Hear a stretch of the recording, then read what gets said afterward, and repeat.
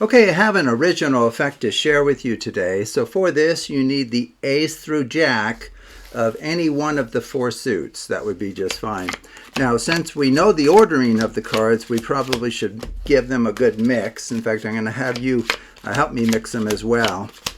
Now, for this routine, we will need a target card, And when you have an odd number of cards like we do here, we have an 11. A great way to arrive at a random card is to perform a Klondike shuffle where you pull the top and bottom cards off as one. And if you have an odd number of cards, it will always finish with a single card in the end. So this is our target card, okay? So I promised that we would mix it further with input from you. How would you like the piles stacked? Left on right or right on left? You want right on left? Okay, very good.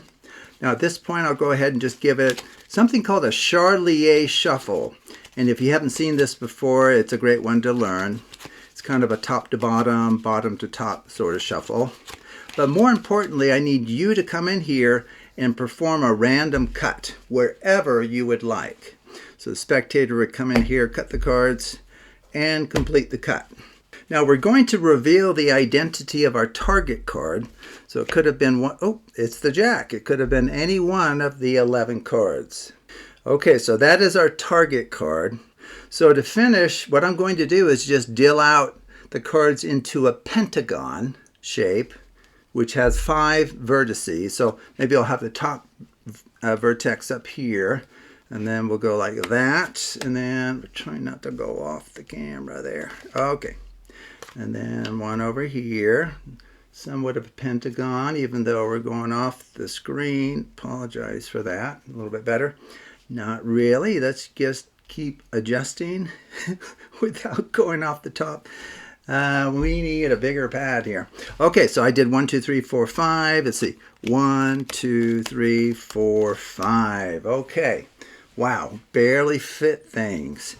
Okay, so this is meant to be our target card. At least that's the role it's played in any time that I've performed this. And so sometimes the target card has different meanings in different contexts.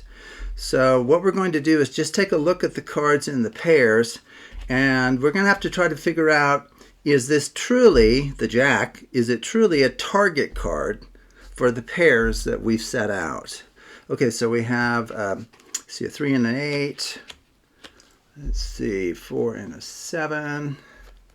Are you seeing how these pairs are in any way related? Let's see, related to the jack. You seen anything yet?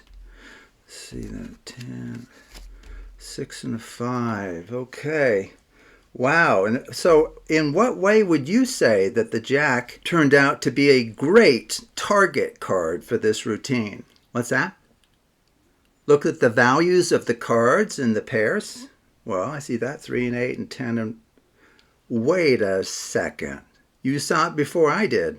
4 and 7 add to 11. A jack's an 11, right? You have 10, jack, 11, queen 12, king 13. A 2 and a 9 is 11, 6 and 5, 10 and 1. Ace counts as a 1. And a 3 and an 8. Oh boy, we got this to work out just fine. That jack turned out to be the perfect target card for this routine. Okay, so if you do everything that I did, this will work out perfectly. So in the description below, I'll add an outline of this routine and in particular point out the mathematical structures of the packet throughout the whole routine. And the only subtlety I really need to point out is when I initially dealt out the cards into 2 piles, I did a left-right shuffle. It is important for you to stack the larger pile, which will be the left-hand pile, on top of the right. And you do that both times for those 2 left-right shuffles at the beginning. Now you don't point that out to the spectator. You don't even need to make mention of it. You just do it as if it's no big deal. But all of the other choices from that point on are free choices that were offered to the spectator, and they were genuinely free to make a random choice of stacking after a left-right shuffle later in the routine, as well as a random cutting of the cards, which very much decides the ordering of the cards before we actually deal out into a pentagon configuration. So take a look at the description below if you want to understand what's going on more deeply. Otherwise, I just encourage you to take a look at other videos on the Absolute Math Magic channel.